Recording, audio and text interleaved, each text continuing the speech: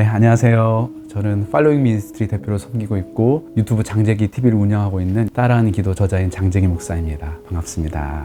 처음에 저는 찬양 인도를 하려고 한 게 아니었고 그냥 목양하는 사역자가 되고 싶었는데 그 담당 전사님께서 저에게 찬양 인도를 부탁을 하신 거예요. 그래서 아니라고, 저 찬양 인도 못하고 저 이제 실은 성가대에서도 쫓겨났었거든요. 못한다고. 그래가지고 노래의 은사가 없다. 그래서 저는 찬양 인도 못한다 그러는데 전사님이 찬양 인도자가 없으니까 그래도 한번 기도해 보라고. 이거 제일 무서운 말이잖아요. 사역자들 기도해 보란 말. 그래서 싫다고, 저 기도도 안 할 거라고. 이건 저는 목양하는 사역자 되고 싶다고 그랬는데 그래도 일주일만 기도해 보라고 계속 말씀하셔가지고 그럼 알았다고. 그럼 내가 일주일 기도하고 하나님 말씀하지 않으시면 그럼 다시 이거 얘기하지 말라고. 알았다고 그렇게 또 전사님이 얘기하셔가지고 기도했는데 다행히 응답이 없었어요. 근데 목요일날 새벽 예배 끝나고 이제 기도하는데 하나님께서 오병이어 말씀을 갑자기 딱 생각나게 하시는 거예요. 물고기 2마리와 보리떡 5개. 그러면서 주님이 저에게 네가 물고기 2마리와 보리떡 5개인 거 내가 알아. 근데 내가 5,000명은 먹일 거야. 이렇게 저에게 말씀해 주신 거예요. 근데 그때 진짜 제가 딱 물고기 2마리와 보리떡 5개였거든요. 뭐 기타를 진짜 사람들 앞에서는 못 치고 그냥 저 혼자 기도할 때 칠 수 있는 정도 기도였는데 제가 고등학교 때 그런 기도를 했던 게 생각난 거예요. 그 새벽에. 제 고등학교 때 무슨 기도했냐면 기도하는데 이제 혼자 기도하고 찬양하는데 좀 썰렁하잖아요. 그래서 그때 하나님 앞에 하나님 저 기타를 좀 가르쳐 달라고. 잘 칠 필요는 없고 혼자 기도할 때 찬양할 수 있을 정도면 된다고. 그래서 그렇게 기도했었는데 그날 오병이어 말씀하고 그 고등학교 때 제가 기도 드렸던 그 기도가 딱 생각나는 거예요. 그러면서 괜찮다고 네가 하라고 이런 말씀을 주셔서 그냥 순종하는 마음으로 진짜 어쩔 수 없이 그냥 찬양인도 이제 시작하게 됐는데 첫 찬양이 지금도 기억나요. 15분 찬양했는데 찬양인도 시간이 15분이었는데 13곡을 찬양했어요. 제가 아는 노래 한 번씩 부르니까 13곡 부르니까 15분이 딱 되더라고요. 그러니까 완전 찬양 인도에 대한 개념도 없었고 진짜 아무런 그게 없었는데 찬양을 시작한 거죠. 그러니까 마귀가 저한테 엄청 저를 힘들게 했어요.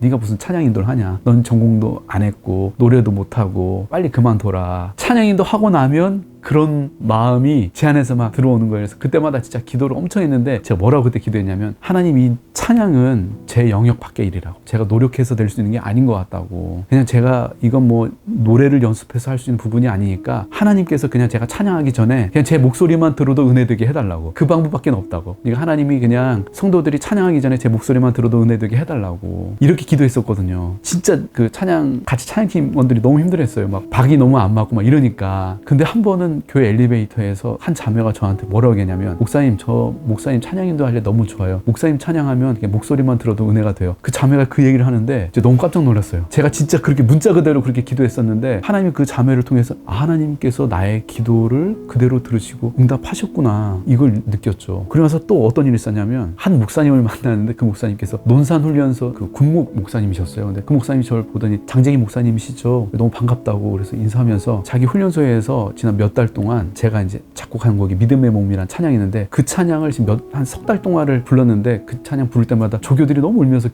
이렇게 찬양해가지고 목사님 뵈면 꼭 감사하다고 인사를 드리고 싶었다고 그 얘기를 해주시는 거예요. 그래서 그냥 감사하다고 했는데 그게 뭐라 하냐면 논산훈련소에서 예배 드리는 사람이 5,000명이라는 거예요. 저 그 얘기인데 소름 돋았어요. 진짜 하나님이 문자 그대로 5,000명을 먹이시겠다고 했는데 문자 그대로 그 일을 이제 하나님이 하신 거예요. 하나님이 하나님의 말씀을 가지고 약속을 붙들고 기도한 기도에 대해서 진짜 하나님 확실하게 기도하시는구나. 이걸 느꼈어요.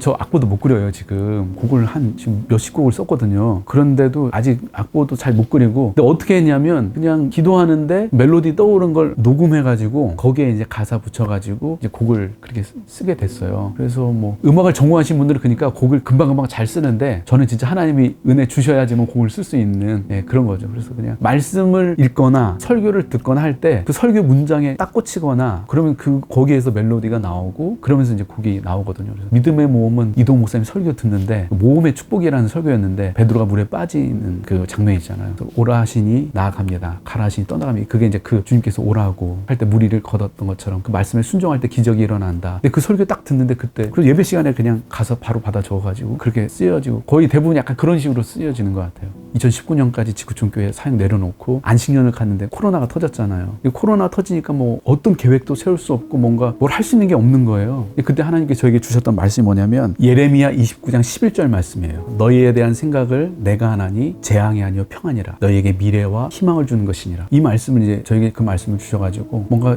두렵고 뭔가 염려가 되고 걱정이 될 때마다 정말 이 말씀 붙들었거든요. 너희에게 주는 생각을 내가 하노니 재앙이 아니요 평안이라. 너희의 미래와 희망을 주는 것이라. 이 말씀 진짜 수없이 반복하면서 암송하고 하면서 이 말씀을 기도했거든요. 근데 2년이 지나고 났는데 진짜 제가 생각지 못한 사역의 자리로 하나님 저를 이렇게 인도해 주신 거예요. 지금 매일 몇만 명이 제 채널에 들어와가지고 같이 기도하거든요. 그러니까 하나님, 제가 이런 사역이 되게 해달라고 기도한 적도 없었고 꿈꿨던 적도 없었고 요구했던 적이 없었는데 그냥 하나님의 약속의 말씀을 붙들고 기도했을 뿐인데 제가 생각하지 못했던 더 놀라운 하나님 계획을 가지고 기다리고 계시고 일을 이루고 계신 거죠. 그래서 진짜 하나님의 약속의 말씀을 붙들고 기도하는 게 굉장히 강력한 기도구나, 그걸 느낄 수 있었죠. 제가 운영하고 있는 이 장재기 TV는요, 기도를 어려워하시는 분들에게 기도를 함께 배우고 또 할 수 있도록 기도를 돕는 채널입니다. 제가 2019년까지 지구촌교회에서 사역을 이제 내려놓고 안식년 시간 가지면서 저희 가정 예배를 드렸는데, 가정 예배 때 하나님께서 누군가를 돕는 삶을 살라는 그런 말씀을 주셔서 어떻게 도울까 하다가 아침에 카톡에 생일자 알려주잖아요. 근데 한 형제의 생일이 떠가지고 그 생일을 축하해 주려고 이제 기도문을 써서 보내줬는데 그 형제가 너무 고마워했던 기억이 나가지고 기도를 어려워하는 분들에게 기도를 돕자, 이런 생각으로 이제 기도문을 써서 유튜브에 처음 업로드하게 됐거든요. 그렇게 하면서 따라하는 기도가 시작됐습니다. 신앙이 없으셨던 분인데 유튜브를 통해서 또 하나님을 믿기로 하고 매일 또 주고받으면서 상담하고 전화하면서 복음도 전하고 교회를 소개해줘 가지고 교회에 등록하게 된, 그래서 4명 정도가 교회에 등록을 했어요. 온라인을 통해서도 또 복음이 전해지고 실제로 이렇게 교회에 등록하게 하게 되는 그 일이 그리고 저에게 참 인상적이었던 것 같아요.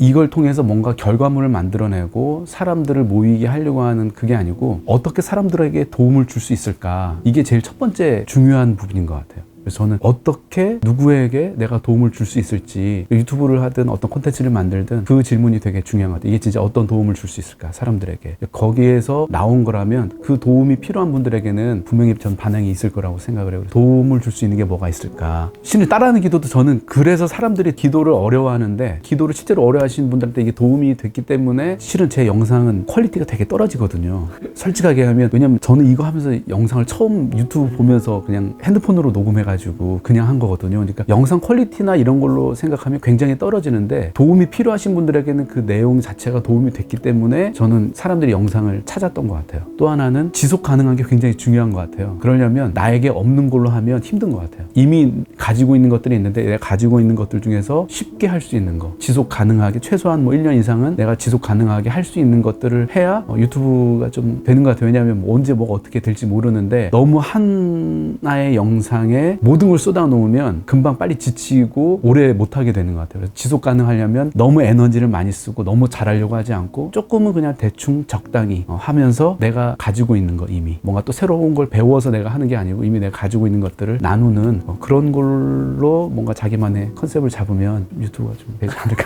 저는 그런 생각이 들더라고요. 제 옆에서 보면서 느낀 게, 한 편을 만드는데 너무 에너지를 많이 쓰니까 한 몇 편 만들고 나서는 이제 그냥 못하겠다고 하는 거예요. 근데 그냥 한두 편 해가지고 이게 바로 뭔가 이렇게 결과물이 나오지는 않은데, 그러려면 너무 잘하려고 하면 안 되겠다, 그 생각이 들어요. 실은 제 채널에 보면 제가 등장을 안 하거든요. 등장을 안 한 이유가, 등장을 처음에 이제 제가 나와서 하려고 했는데 그러려면 매일 옷 입는 거 신경 써야 되고 영상 편집은 너무 에너지가 많이 드는 거예요. 그래서 어떻게 에너지를 최소화할까, 그래서 그냥 자막으로 한 거거든요. 근데 사람들은 뭔가 기획을 해서 그렇게 했다고 생각을 하더라고요. 근데 그게 아니고 쉽게 하려고 한 거거든요. 그래서 쉽게, 편하게, 간단하게, 대신 그냥 지속 가능하게, 그게 중요한 거 아닐까 싶은 생각이 들어요. 지금 굉장히 상황이 힘들고 어렵죠. 근데 그렇기 때문에 저는 기도가 더 많이 필요한 때라고 생각합니다. 우리가 기도가 잘 될 때도 있지만 기도가 안 될 때도 있죠. 근데 진짜 우리에게 기도가 필요한 때는 기도가 잘 될 때가 아니라 기도가 안 될 때인 거야. 기도가 안 된다는 건 그만큼 우리가 힘들다는 거고, 그렇기 때문에 또 기도가 더 필요하다는 것이거든요. 근데 이때 스스로 기도하는 게 참 힘든데 같이 함께 기도할 수 있는, 영상을 통해서든 또 공동체를 통해서든 함께 기도로 이 기도하기 힘든 시간을 잘 이겨낸다면, 지금은 또 우리가 생각하지 못했던 또 다른 하나님께서 계획하시고 준비하신 것들을 우리가 또 경험하게 되고 누리게 될 거라고 믿습니다. 그래서 힘들 때 더 기도하셨으면 좋겠고요. 또 기도가 힘들다고 기도를 포기하는 것이 아니라 기도가 힘들기 때문에 더 기도할 수 있는 우리 여러분들 되기를 주님의 이름으로 축복합니다.